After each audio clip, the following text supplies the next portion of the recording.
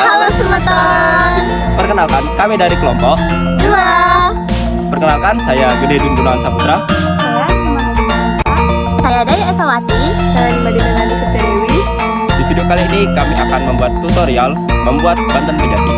Happy watching.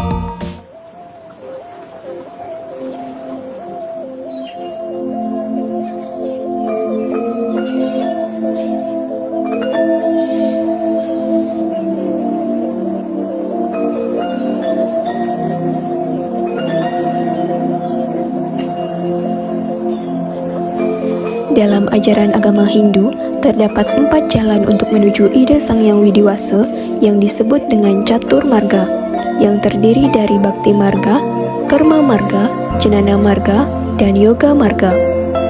Dalam pelaksanaannya, Catur Marga tersebut merupakan kesatuan yang utuh yang saling melengkapi. Salah satu contoh nyata dalam pelaksanaan Catur Marga tersebut adalah melalui upakara atau banten pada upacara keagamaan Hindu di Bali. Upakara atau banten merupakan salah satu sarana dalam pelaksanaan upacara bagi mereka yang menempuh jalan Bhakti Marga akibat mempunyai kemampuan yang sangat terbatas dalam berhubungan dengan ide Sang Hyang Widiwasa. Upakara atau banten tersebut diwujudkan dengan Karma Marga, yaitu dengan jalan bekerja atau berbuat, yang nantinya akan dipersembahkan melalui Jnana Marga dan Yoga Marga, sehingga ajaran Catur Marga sudah diamalkan dengan baik. Dalam Lontar Tegesing Sarwa Banten menyebutkan, Banten mepi tegas pekah Yunan, ngepekah Yunani sane jangkap galang, yang artinya Banten itu adalah buah pemikiran, artinya pemikiran yang lengkap dan bersih.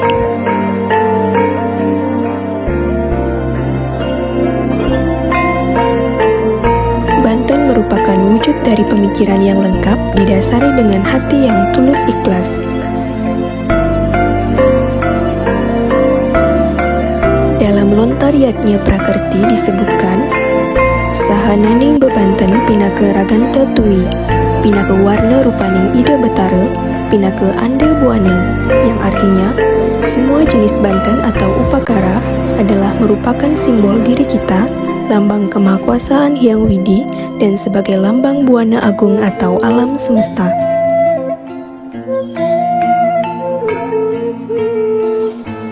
Salah satu jenis banten yang sangat sering dipergunakan dalam upacara keagamaan Hindu di Bali adalah banten pejati. Kata pejati berasal dari kata jati mendapatkan awalan pa sehingga menjadi pejati. Jati yang artinya bersungguh-sungguh, benar-benar, dan ditegaskan lagi menjadi sebenarnya atau sesungguhnya. Banten pejati merupakan sarana upacara yang terdiri dari beberapa banten lainnya yang merupakan satu kesatuan sebagai sarana untuk mempermaklumkan tentang kesungguhan hati akan melaksanakan sesuatu dan berharap akan hadirnya ide Sang Hyang Widiwasa dalam wujud manifestasi sebagai saksi dalam upacara tersebut dengan tujuan agar mendapatkan keselamatan. Banten pejati juga bermakna sebagai sarana memohon pesaksi atau penyaksi dari ide Sang Hyang Widiwasa. Meski setiap daerah memiliki perbedaan dalam komponen pembentuk banten pejati, hal tersebut tidaklah mengubah nilai dan tujuan dari banten pejati. Perbedaan itulah yang menjadikan keunikan budaya kita yang beragam.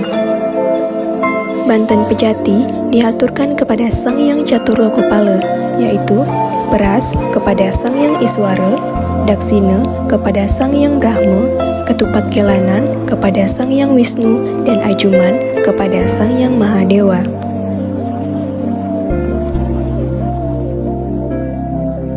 Unsur-unsur dari banten pejati adalah daksina, peras, penyenang, tipat kelanan, sodan, dan segahan. Yang pertama adalah daksina. Daksina merupakan banten yang sangat sering digunakan dalam upacara keagamaan Hindu di Bali. Dalam Lontar Yatnya Prakerti, daksina merupakan lambang dari Hyang Guru, Hyang Tunggal, dan Hyang Wisnu. Selain itu, daksina merupakan tapakan, pelinggih, atau stana ide Sang Hyang Widiwasa. Daksina juga merupakan Yajna Patni yang berarti istri atau sakti dari Yatnya. Unsur-unsur yang ada di Daksina merupakan isi dari alam semesta.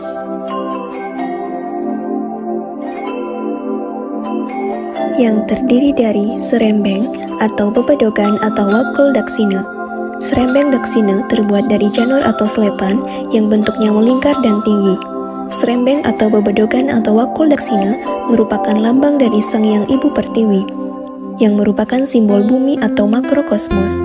Pada umumnya, serembeng Daksina ini terdiri dari alas serembeng dan serembeng Daksina. Alas serembeng ini merupakan lambang dari Ibu Pertiwi dan serembeng Daksina merupakan lambang angkasa atau eter yang tanpa tepi.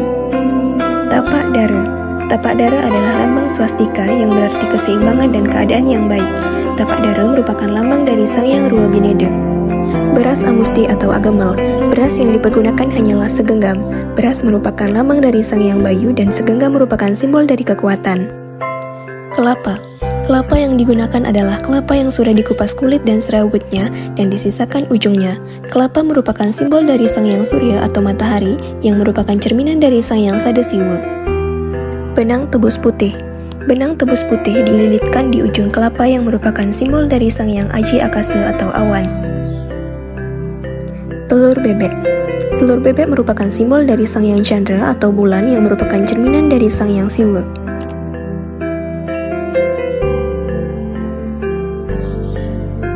Kegantusan. Kegantusan merupakan simbol dari Sang Hyang Indra. Selain itu, kegantusan juga merupakan simbol Jiwatman. Pangi. Pangi merupakan simbol Sang Hyang Siwa Baruna atau Boma dan juga merupakan simbol Sarwapala atau buah. Tingkih atau kemiri.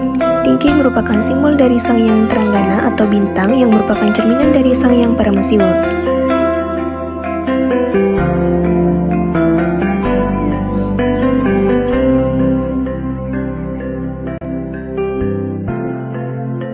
Canang Sari atau Canang Genten. Canang Sari atau Canang Genten merupakan simbol dari Asta Aiswarya dan Panca Dewata yang menempati 5 penjuru mata angin.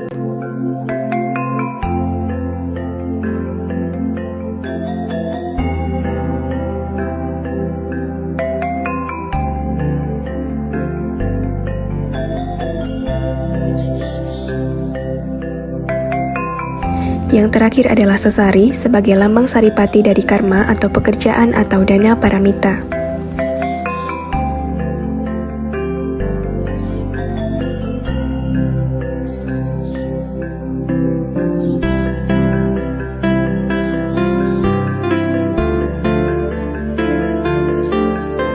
Yang kedua adalah peras.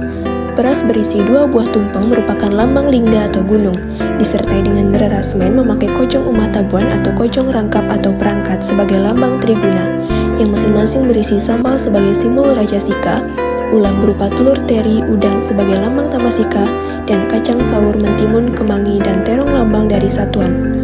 Selain nerarasmen, berisi pula jajan dan buah-buahan yang memiliki makna hasil dari perbuatan. Di atasnya memakai sebuah sampian peras atau sampian metangga atau bertingkat merupakan permohonan lahir batin melalui catur marga. Sampian peras dilengkapi dengan porosan, bunga, kembang rampe, dan miik-miikan. Secara umum, peras berfungsi sebagai mengesahkan sesuatu karena kata peras yang berarti sah atau resmi. Kata peras juga diidentikan dengan kata prasida yang berarti berhasil.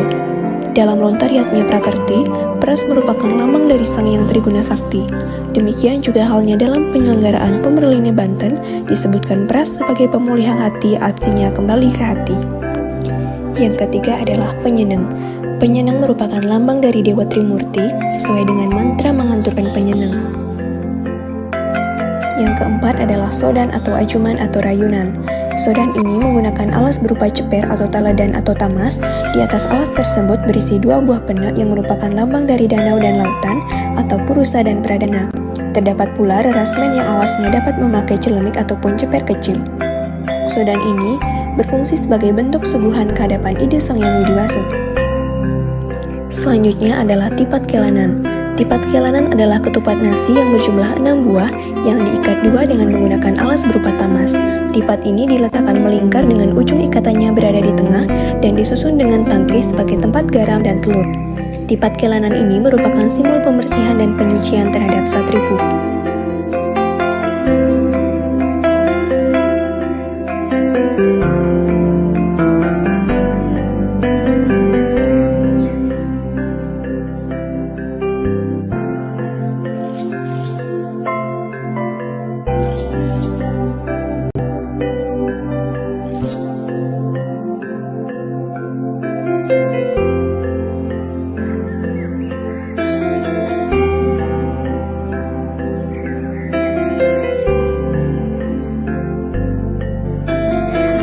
Pejati bukanlah hanya sekedar sarana upacara saja, tetapi di dalamnya syarat akan makna filosofis maupun teologis yang sudah diwariskan oleh para leluhur agama Hindu terdahulu. Oleh karena itu, perlu adanya pemahaman terhadap Banten secara menyeluruh dan utuh sehingga dapat meningkatkan serada dan bakti kehadapan ide Sang Hyang Widiwasa dan terciptanya tujuan dari agama Hindu, yaitu kebahagiaan di dunia dan kebahagiaan yang abadi berdasarkan atas Dharma. Moksartam Jagadita Yaca Iti Dharma.